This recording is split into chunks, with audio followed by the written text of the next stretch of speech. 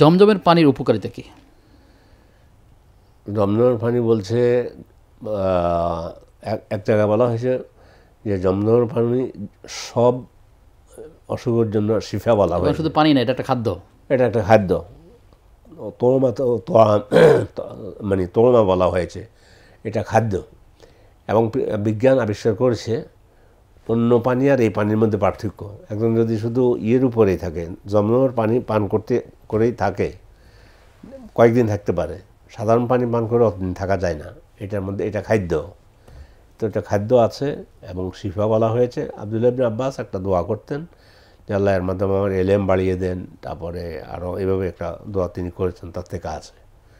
তো এক কথায় জমজমের পানি পৃথিবীর মধ্যে সবচেয়ে বেশি বিশুদ্ধ পানি।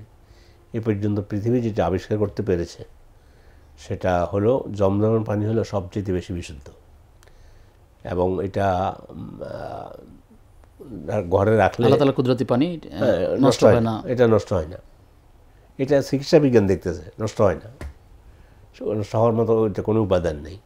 তো এই জন্য জমজমের পানি আলহামদুলিল্লাহ এটা আল্লাহর নিয়ামত। এর মাধ্যমে তো এটা এর মধ্যে মানে আল্লাহ তাআলার একটা নিদর্শন আছে। 1450 বছর আগ থেকে রাসূল সময় থেকে শুরু করলো এ পর্যন্ত যাচ্ছেই। দৈনিক কত হাজার লিটার, কত লক্ষ লিটার সুবহানাল্লাহ বিহামদিহি এমনি পানি পান করা হয়, না সামান্য কমে, না এক চুল পরিমাণ কমে। এই পর্যন্ত এটি দেখেও মানুষের আল্লাহর পরিমাণ আনতে পারে, অবশ্যই যে সেই সুযোগ রয়েছে। শেখ প্রশ্ন হচ্ছে যে আমরা যখন কোনো সিএনজিতে বা গাড়িতে চলাফেরা করি, তখন অনেক সময় চালকরা বলে থাকেন যে আপনাদেরকে যদি কোনো সার্জন জিজ্ঞাসা করে আপনি বলবেন যে আমি মিটারে এসেছি। এরকম একটি বিষয়টি আপনি অবগত আছেন কিনা? কখনো কখনো ভাড়ায় গেলে এরকম হয়ে থাকে। এই যে চালকের কথায় যাত্রী মিথ্যা বলতে পারে কিনা, বা সেই সুযোগ আছে কিনা? না, আমি বলবো না। তুমি বুঝ করবা, তুমি আমার সাথে কথা হয়েছে, কারণ তাহলে তুমি মিটার চলো। এরপরে এটা করার মধ্যে দিয়ে একটা অন্যায় কাজে উৎসাহিত করা হচ্ছে, মিথ্যা কথা বলা হচ্ছে, অন্যায় কাজে উৎসাহ দেওয়া হচ্ছে। জি জি। প্রশ্ন রয়েছে একটি, আমরা যদি খুব ছোট করে আপনার থেকে উত্তরটা নেই। তাহাজ্জুদ পরে বেতের শুরু করার পর আজান হয়ে গেলে করণীয়টা কি? শর্ট করে বেতের আদায় করে দিবে। আজান হয়ে গেছে, আজান তো অনেক পরে হয় আমাদের দেশে। জি, এখন তো বোধ হয় 4:16 পর্যন্ত হইলো তাহাজ্জুদের সময় থাকে।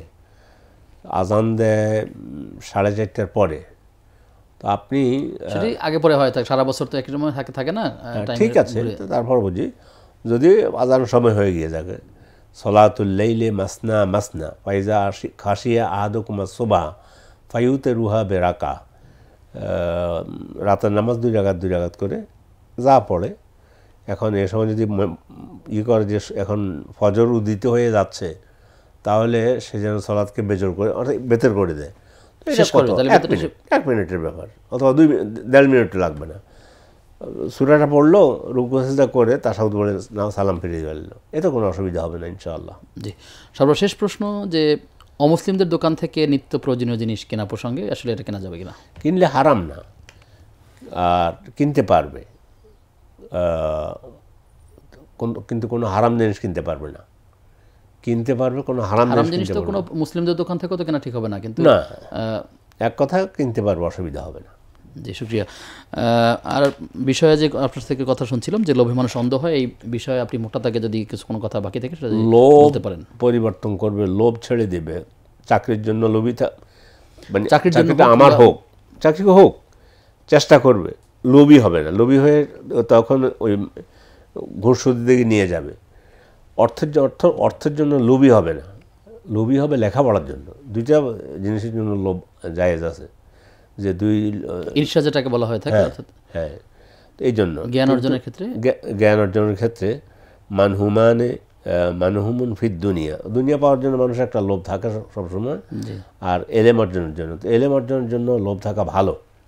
এটা ছাড়া অন্যান্য দুনিয়ার লোভী হওয়া ঠিক না। এটা ব্যক্তিকে আস্তে আস্তে ধ্বংস করে দেবে, মানে লোভ তাকে খারাপের দিকে। আল্লাহ তাআলা আমাদেরকে এই লোভ এবং মোহ থেকে পরহেজ করুন, মুক্ত রাখার চেষ্টা করুন।